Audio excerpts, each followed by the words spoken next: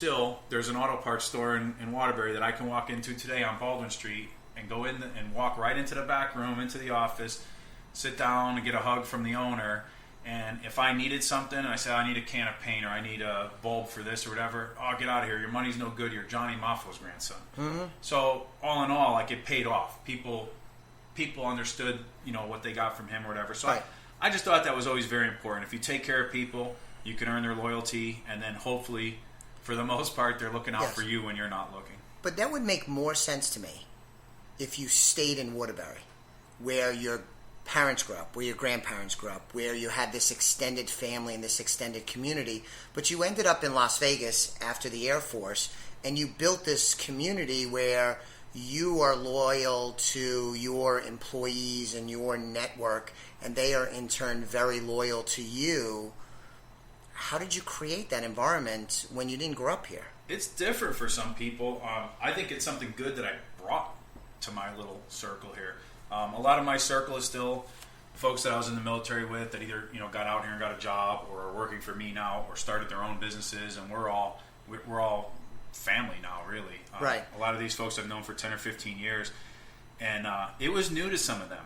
Some of them, there was always a couple that thought there was some ulterior motive, like, well, wait a minute, why are you doing this for me? Why are you buying me this? Or why are you helping me with this? Or why did you offer me to help? I just think it's the right thing to do. And I think once they got a hold of that and they see how one hand washes the other and the whole bit and how it works, I think they've kind of bought into it now to the point where they take it to their circles. So I think, like I said, it's probably not the normal place for it because it's a very transient town and it's a lot of implants in this town. But it's worked and it's helped me get where I've got. So you treat people very, very well, and I see that, how you treat your friends, your coworkers, and other business acquaintances you have. You think that's in short supply today? It is, unfortunately. I wouldn't say it's an industry thing, but it is, and it's just I happen to be focused on this industry, but I see it a lot. I try to work together with companies.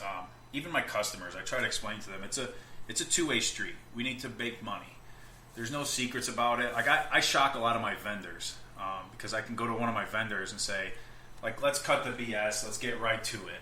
What do you got to make off this thing? I know. Just tell me how much it costs you to make it. Tell me what you have to make off it, and I'll tell you where I could pay and what I could sell it for. We understand, like, if we're all sitting at this table, it's not a secret that you're selling me something and you have to make money. I understand that, and I appreciate that, and I'm going to help you make money by selling more of your things, A lot of people they're like really guarded, and they don't want to work together with anybody. They want to do their thing. So they want to sell widgets, and they don't care if I make money or not. And there's a lot of people I know that want to buy widgets, and they don't care if the people they're buying them from make money or not. That's not a good business plan to me. If I'm draining you, and I'm sucking you dry on a contract, and you're going to make these things day and night for me, and you're only making 10 cents a day, that plan doesn't do me any good in a week when you go out of business. Yeah. I want to make sure you're happy, right, which will keep you loyal. You can't build your business around me not being in business. You can't have the instability. So to me, I feel like everybody should come to the table, work out a plan where everybody can win, and go from there. So yeah, I think I bring something that a lot of companies and management that I've worked with in our industry and in this town, I think they don't bring to the table, and it's a shame because I think a lot more places and companies can work together a lot better, do even better than they're doing now if they could learn to give in a little bit and help each other out. Switching gears a little bit, so now you're a successful business person, 38, you have your own family now. As we talked about, we knew each other, we were much younger when we first met. So what are the money rules that you have? And I think you've taken some of what you got from previous generations, but I think you've updated them based on today's world that we find ourselves in. So could you talk about some of your rules for money? My three big ones, and you're right, like a lot of it does come from just lessons that I learned as a kid. A lot of them I didn't like when I was a kid, but looking back at them now, they truly paid off. Like I said, I was forced to start saving money at 12 or 13 years old, and it's really paid off. The biggest one for me is live below your means. This town is horrible for it. There's a lot of guys that are rich for a week and then they're living on the street or pretty close to it, week to week. I think that's a huge thing. you can have big eyes and you can have goals for whatever you want, and you'll get there. If you really want something, you'll figure out how to get there. But I think living below your means isn't a horrible thing. Like, I'm not saying live on a cardboard box like a pauper, but sure, you could, you don't have to have things that you can't afford. Okay, right away. So that's number one. That's number one. I think always having a goal for some type of savings or even spending, having some type of goal to reach, should keep you motivated. If it doesn't, then you don't really need whatever that is. So, like, I always have some goal in mind, whatever my next thing is. Well, I want a certain type of hunting property or this or that, and I'll go after that for a while, and I'll see if it fades out or not. Do I really want it? Because if I do, I'll save for it, and I'll figure out how to earn more to afford it, and kind of set towards it. So I think there was years. I think a lot of them were when I was in the military. I was just I went on cruise control because somebody was telling me what to do every day. I didn't have to make a lot of choices. I didn't really look forward. I was young and crazy, and we were having a good time. We were traveling all over the world. Lived in Pacific, lived in Europe.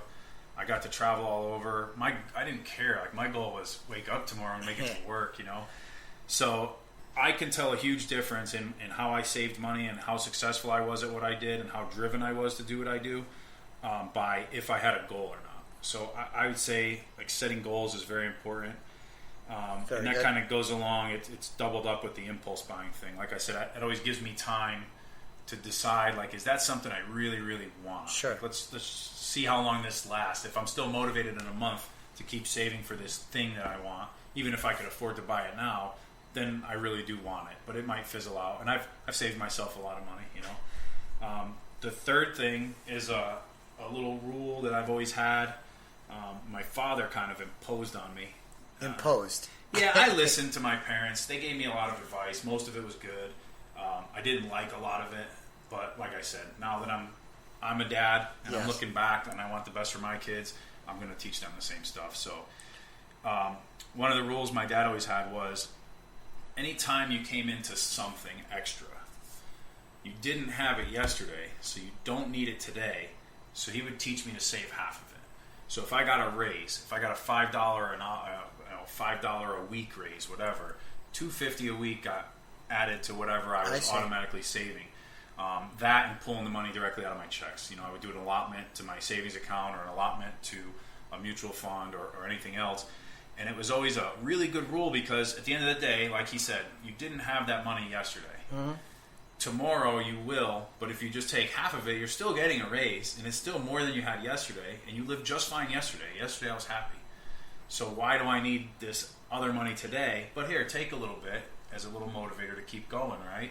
But then you're also saving a little more. So I thought that was probably how I saved the most money during my military career, before I started my own business. All right. So the three rules were live below your means, have goals, and then a subsection of that is to make sure that they're actually goals that you want and are worthy of saving for give it some and time. Using money for. Give it some time.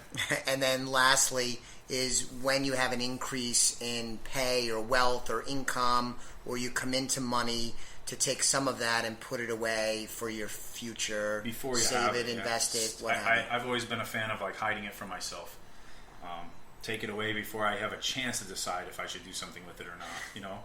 Not that I'm irresponsible with my money, but it's very easy to let it get away from you and start living above your means. So have your views on money, including these three rules we just talked about, have they changed over the years?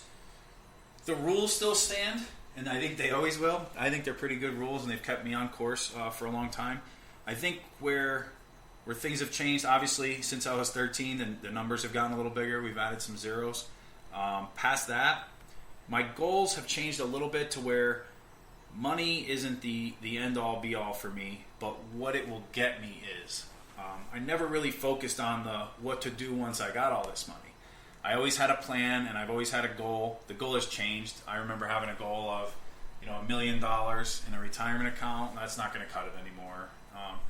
My tastes have changed. What I want out of retirement has changed. So my goal is a little higher than that now. The money goal has always been there, the dollar amount, but I never really focused on after that and my time and the value of my time and how much I would love to buy some of my time back. So now I'm focused on, okay, I can make an extra XYZ dollars. I can make an extra $10 this week. But if it costs me an hour of my time, I'm not willing to do it. That $10 isn't as important as my hour of time. I value my time now where I never did before. I probably value my time very high now. So when you were younger and you were growing your business, you were more focused on work incredibly hard, and that would lead to better results financially. And now you still work incredibly hard, but I think you want to work smarter, and you're more appreciative of working less and being more efficient because time is much more valuable than in your 20s? Definitely. I learned from an old family friend to, I schedule phone calls now. I schedule emails, and I schedule conferences. I schedule my meetings. And I try to make the most of my day because I've learned, there's years where I worked my 40 hours in the Air Force here doing construction, and then I'd work on my business for another 80 that week. Like, I'd go crazy and just work. And sometimes it's just not worth the payout in the end. My time is worth a lot of money. So when you got out of the United States Air Force, you were how old? I was 32 years old. And so you started a business, and it's the classic American success story, right? Tell us a little bit about that. You didn't have a lot of money to start this business with? No, I found a gap. I'm really involved in the firearms and hunting industry. Even before I had the business, it's just what my passion has been for a long time, and it's what I really like to do. And I noticed there was a real gap in this town. There was a couple real long-standing stores for 20, 30 years, and nobody seemed happy. The customers didn't seem happy. The people running the stores didn't seem happy. So I kind of saw a niche there, and I decided that was something that I should get into because it's something I really like to do. I had no idea it was going to be what it is today, I'll be totally honest. The goals for my company have literally changed every 6 months since the day I opened. But yeah, I started it probably at a pretty good time to do it, right before a lot of the political panicking and buying in our industry. And I had a credit card with a $4,000 limit. We didn't make a whole lot, in the military, so I didn't have huge credit cards or anything to use. But I had a credit card, and I ran out all $4,000 of that credit card to buy a little bit of inventory and put a month's rent down on a commercial spot. And I planned on running it almost like as a clubhouse or a buyer's group type of thing, or a social club type of deal, where I would do everything for like friends and family at a small markup just to make ends meet and keep it going. And I quickly learned that the demand was definitely there for another shop, and I grew it rapidly since then. Very good. And so did you take on a lot of risk in the early days of your business? I did. Like I said, I gave up a ton of time. I was working pretty much around the clock. I would get off last couple months that I was opening the business while I was in the military. I would get off work at 4 in the afternoon. I could be there by 4:20, and I'd probably stay till 2 to 3 in the morning on average. So you just work like an animal early nonstop. So that was the risk of your time. But so I invested all of my time for the first year or two. Basically maxed out all my credit cards over time, and never took a dime more than I needed to pay bills out of the business. Still really haven't to this day. Just starting to now. So yeah, I mean, I maxed everything out I had.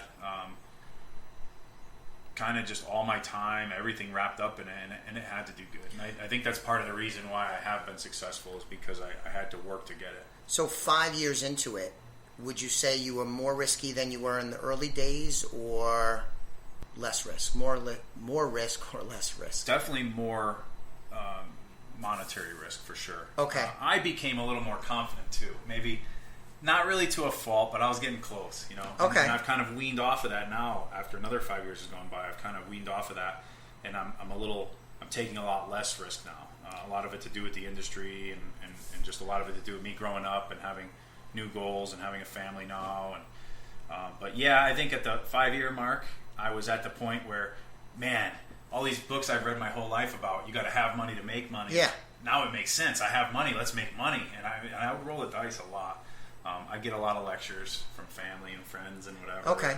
And that was a time, right, where you deviated a little bit from the core values you got, because you were taking on more risk than probably your parents or your grandparents definitely. I took on enough debt when we opened the machine shop.